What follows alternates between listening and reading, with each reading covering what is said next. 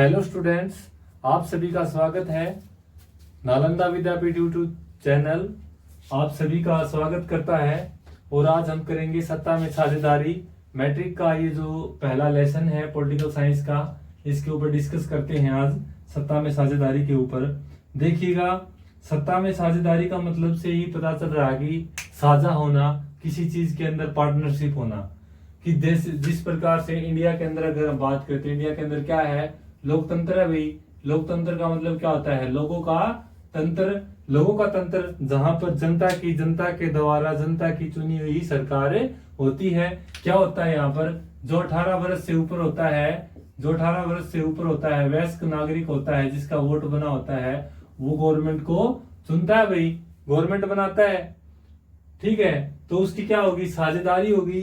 साझेदारी किस प्रकार से हुई, उसने वोट डाला तभी गवर्नमेंट बनी ना। तो इसमें साझेदारी होनी चाहिए, महिलाओं की भी होनी चाहिए, पुरुषों की भी होनी चाहिए, जाति धर्म आधार के ऊपर भी होनी चाहिए। इसके ऊपर हम आज डिस्कस करेंगे कि किस प्रकार से साझेदारी होनी चाहिए।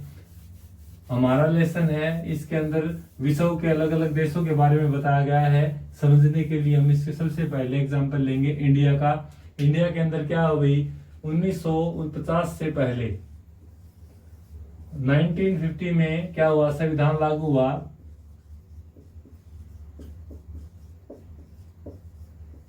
संविधान लागू हुआ 26 जनवरी 1950 को। संविधान लागू होने से पहले क्या था, यहाँ पर सभी को मत डालने का अधिकार नहीं था, सभी को बराबरी का दर्जा प्राप्त नहीं था, सभी की सत्ता में साझेदारी हम नहीं देख सकते। लेकिन 26 जनवरी 1950 को जैसे भारत का संविधान लागू होता है, सभी लोगों को समान समझा जाता है और सभी की बराबर हिस्सेदारी, चाहे वो भाषा के आधार पे हो, चाहे क्षेत्र के आधार पे हो, चाहे धर्म के आधार पे हो या जाति के आधार पे हो।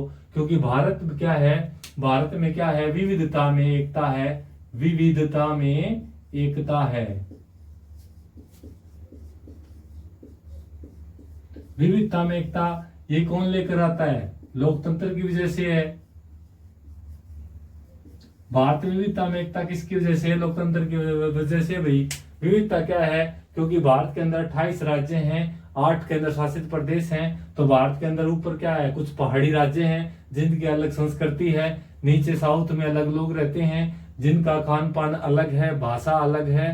तो इसी प्रकार से क्या है कि भारत में विविधता है, अलग अलग क्षेत्र के, अलग अलग जाति के, अलग अलग धर्म के, अलग अलग श्रेणी के लोग रहते हैं। तो इसीलिए क्या है कि भाई उन सभी का क्या होना चाहिए, योगदान होना चाहिए भारतीय सरकार के अंदर, उनकी भी सत्ता के अंदर साझेदारी होनी चाहिए। वरना क्या लोकतंत्र क्या मायने रखेगा, वरना क्या वहां पर रहने वाले नागरिक क्या समझेंगे, कुछ चुनिंदा लोगों के हाथों में सरकार आ जाएगी। तो इसी के ऊपर आज हम बात करेंगे, डिस्कस करेंगे कि सत्ता में साझेदारी किस प्रकार से होनी चाहिए। देखिएगा भाई, भारत के अंदर अलग अलग क्षेत्र, अलग अलग भाषा हो गई। तो भारत के अंदर भाषा के आधार के ऊपर राज्यों का गठन क्या था, भाषा के आधार पे,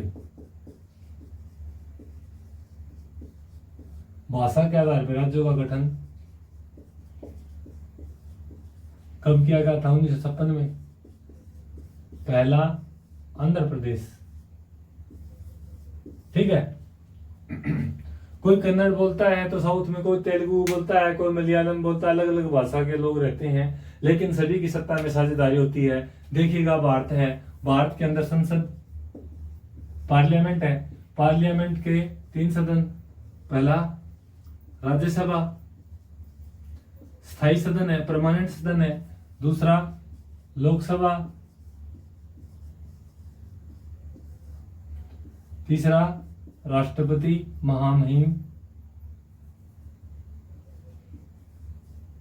ठीक है भाई।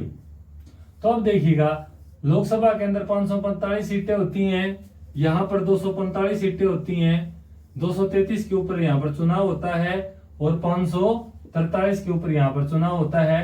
तो सभी राज्यों से अंदर से यहाँ पर चुनकर लोग आते हैं और यहाँ पर भी चुनकर लोग आते हैं। तो सभी की समान सत्ता में साझेदारी हुई या नहीं हुई, हुई ना भाई।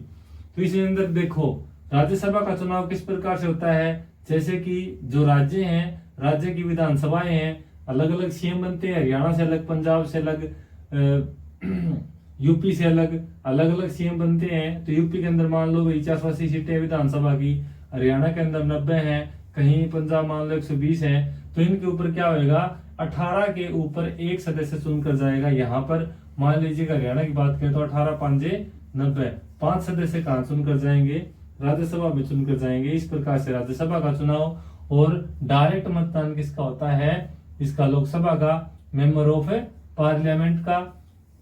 सभी की बराबर हकदारी है, सभी की साझेदारी है। कहां पर, भारत के अंदर हमें देखने को मिलती है। 1950 से पहले क्या था भाई, 1950 से पहले इंडिया के अंदर सभी को सत्ता में साझेदारी नहीं होती थी। भारत क्या था, धर्म और जाति के आधार पर बटा हुआ था, धर्म और जाति के आधार पर बटा हुआ था। अगर हम बात करें तो मान लीजिए अगर संविधान के अंदर प्रावधान ना हो तो क्या जो जनजातीय जो लोग हैं, जो जंगलों में जो लोग रहते थे, जनजातीय लोग हैं, या अनुसूचित जाति के जो लोग हैं, शेड्यूल्ड कास्ट के जो गरीब तबका है, जो गरीब लोग हैं, या फिर जो अलग दूर दराज के क्षेत्र के जो राज्य अलग भाषाई लोग हैं, अगर ऐसा ना हो, संविधान में प्रावधान ना हो कि इनको इतना % सीटें इनको दी जाएंगी, इनको चुनकर आना यहाँ पर बहुत ही अहम है। अगर ऐसा ना हो तो क्या यहाँ पर इनका आना संभव हो पाएगा, नहीं हो पाएगा। क्यों नहीं हो पाएगा, क्योंकि यहाँ पर प्रावधान होना बहुत ही जरूरी है। इसीलिए इनकी सत्ता में साझेदारी दी गई, किसकी वजह से, संविधान की वजह से।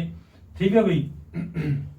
अब बात करते हैं हम सत्ता में अगर जो साझेदारी दी गई संविधान के बाद, इससे है ना गृह युद्ध की संभावना पैदा हुई। अगर हम बात करें श्रीलंका की, श्रीलंका के अंदर क्या है, श्रीलंका के अंदर कुछ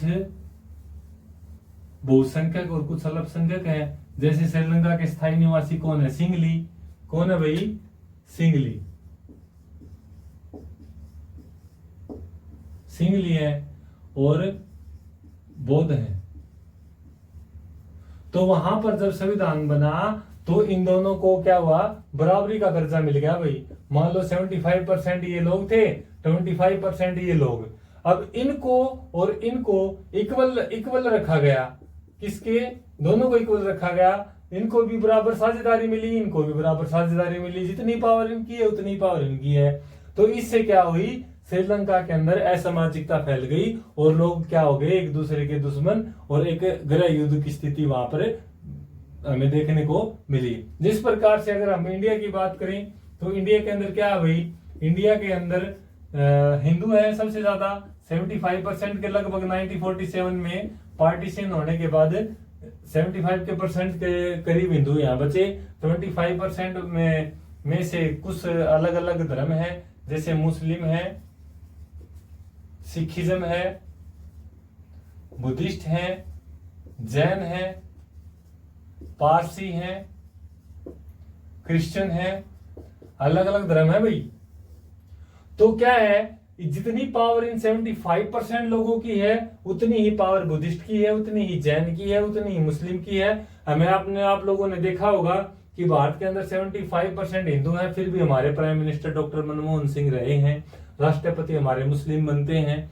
सभी की क्या है, साझेदारी है सत्ता में। किसी का ये अहम ये वो नहीं है कि भाई इन लोगों की पॉपुलेशन यहाँ पर ज्यादा है तो यही लोग यहाँ पर सत्ता पर काबिज होंगे, ऐसा कोई प्रावधान नहीं है। संविधान लागू होने के बाद हर देश के अंदर, जिस देश में संविधान बना है और इंडिया के अंदर भी संविधान लागू होने के बाद सभी की सत्ता में साझेदारी बराबर रूप से मिली। जैसे कि हिंदू धर्म में हमें क्या देखने को मिलता है, कास्टिज्म। क्या मिलता है भाई, कास्टिज्म देखने को मिलता है। और कास्टिज्म में 4 लेवल हमें देखने को मिलते हैं, जिसको एक को बोलते हैं सवर्ण, एक क्षत्रिय, एक वैश्य और एक शूद्र। ठीक है भाई। तो इन चारों वर्णों में क्या है, डिवीजन था। लेकिन आज क्या है, संविधान लागू होने के बाद जितनी पावर सवर्ण की है उतनी पावर शूद्र की है, उतनी वैश्य की, उतनी क्षत्रिय की। सभी को समान अधिकार होंगे। सभी क्या है, राष्ट्रपति ये भी बन सकते हैं, राष्ट्रपति ये भी बन सकते हैं, शूद्र भी प्रधानमंत्री बन सकता है, क्षत्रिय भी बन सकता है। सभी का क्या है, क्रम डिवीजन नहीं है, कोई भी अपना कोई काम कर सकता है, चाहे सभी को बराबर हिस्सेदारी रहेगी भारत सरकार के अंदर। ये था हमारा जो लेसन था सत्ता की साझेदारी, भाषा के आधार पे हो, चाहे धर्म के आधार पे हो, चाहे क्षेत्र के आधार के ऊपर हो, सभी की सत्ता के अंदर क्या होगी, साझेदारी वही रहेगी। ये हमारा लेसन था। अगर किसी को समझ में नहीं आता है तो आप लोग कमेंट बॉक्स में डालें, हम आगे से इम्प्रूवमेंट करने की पूरी कोशिश करेंगे। अगर आपको अच्छे से समझ में आया, लाइक और सब्सक्राइब शेयर जरूर करें। Thank you.